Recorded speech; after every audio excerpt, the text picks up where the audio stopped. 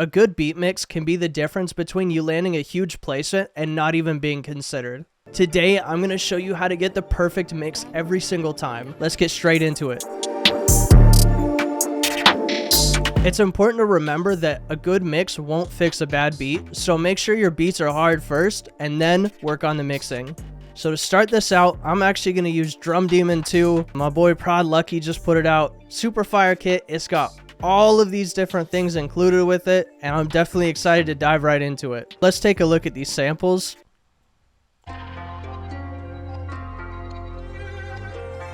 Ooh. And these are all royalty free too. I'm about to use this one, Nitro.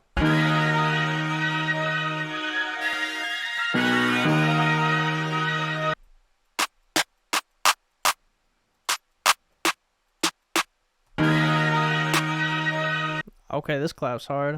I'm gonna use that one.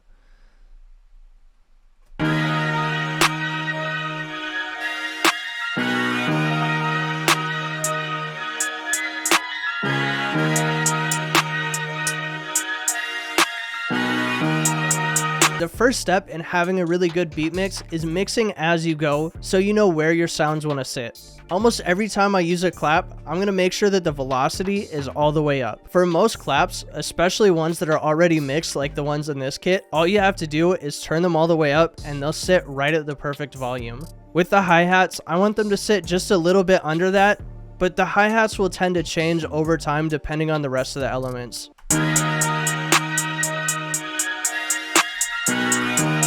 For now, we'll keep it around here.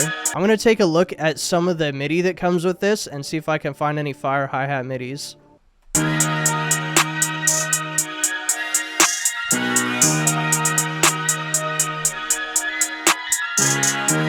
That's hard.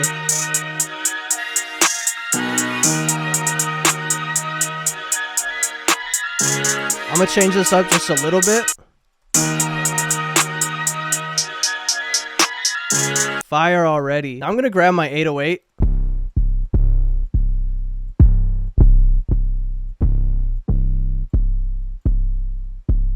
I like the Savage one.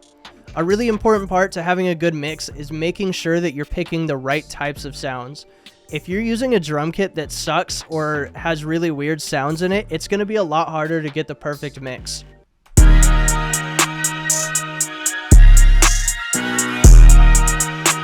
A lot of times with my 808s, I like them to start out louder than they really need to be at the end. So you can see I boosted it quite a bit, and I turned the EQ knob up a lot, and I maxed out the velocity. It's very important that when you do this, you have some kind of clipper on your master. Personally, I use this TR5 clipper, but it does just about the same thing as soft clippers, so you could just use a soft clipper and be completely fine.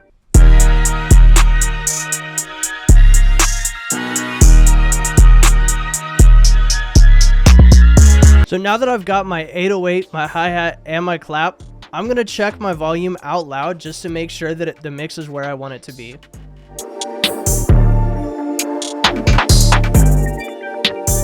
All I did there was highlight all of these, press Ctrl L to assign them to a mixer track, and just kind of use the faders to figure out where I want the volume to be. If you need to, you can solo things out one at a time, but I don't typically like to do that until the end of the beat.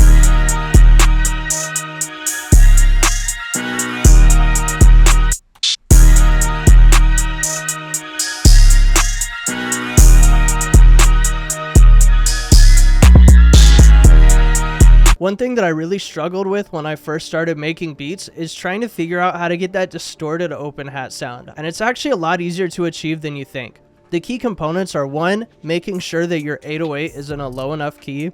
Some higher keys, it's just not going to work, or with some 808s, it just doesn't work because there's not enough low end distorting it. Second, you want to make sure that you're using a soft clipper on your master. The third trick, and probably the most important one, is making sure you have a good open hat sound. Some open hats just don't sizzle when they get distorted. You'll notice that some open hats already have a little bit of distortion in them, so it'll really get exaggerated when a low bass note hits. Next, I'm going to move on to my snare.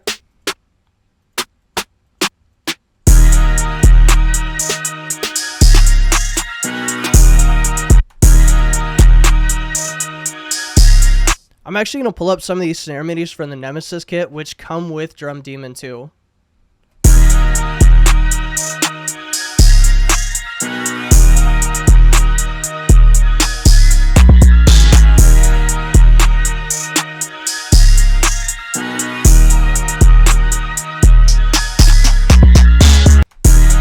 Oh, this one looks cool. Let's see how this sounds.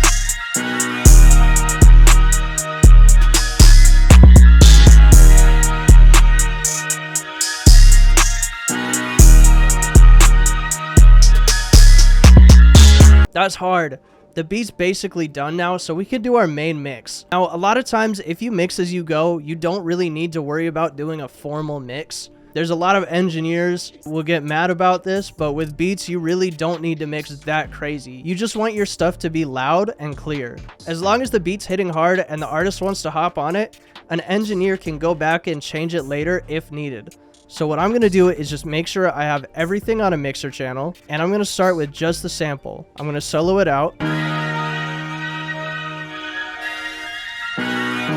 Luckily, this sample already hits at a really good level. Typically, I like it when my samples hit somewhere between -7 and -2 dB, depending on the type of sample it is.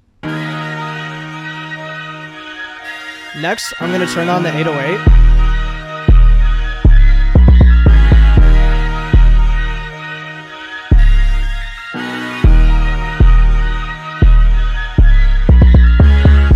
As far as the 808, I'm going to try to have it hit just a little bit above 0, but also remember, beat mixes should not always be the same. Use your ears and figure out what sounds best to you.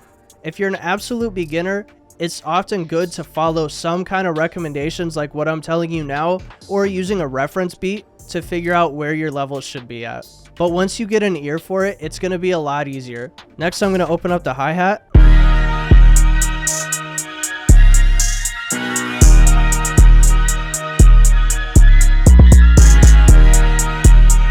Right about there should be fine for this.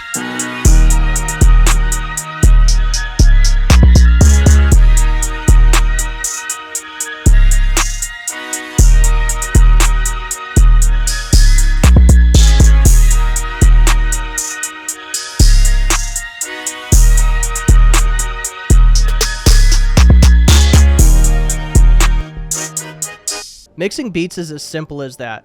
So now I'm just going to test the mix out on my speakers just to make sure it sounds good, because I'm used to producing on speakers.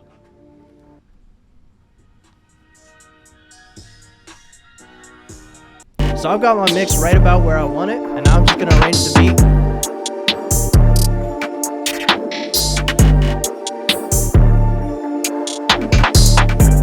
That's really all there is to it for mixing trap beats. Now, do note that some genres are going to be a little bit different. Things like pop, EDM, and R&B can sometimes have some more complex elements, but a lot of the times it really just comes down to leveling. Every once in a while, I'll find myself EQing something just to take out some of the lows, but other than that, I don't really do too much. I hope this guide has helped you, and make sure that you're trying different things with your mixes to see what works best for you and for your production style.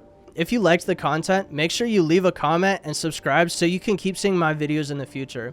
If you want to get the kit that I used in this video, make sure you get it soon, because there's only 100 copies that come with all the extra bonuses. After that, it's just going to be the drum kit by itself. And if you're looking to collab or get some feedback on your beats, make sure to join my Discord. We have a huge community of supportive people who are always trying to help each other win, and we send out placement packs every Sunday. Other than that, have a great rest of your day, keep making some fire beats, and I'll see you next time.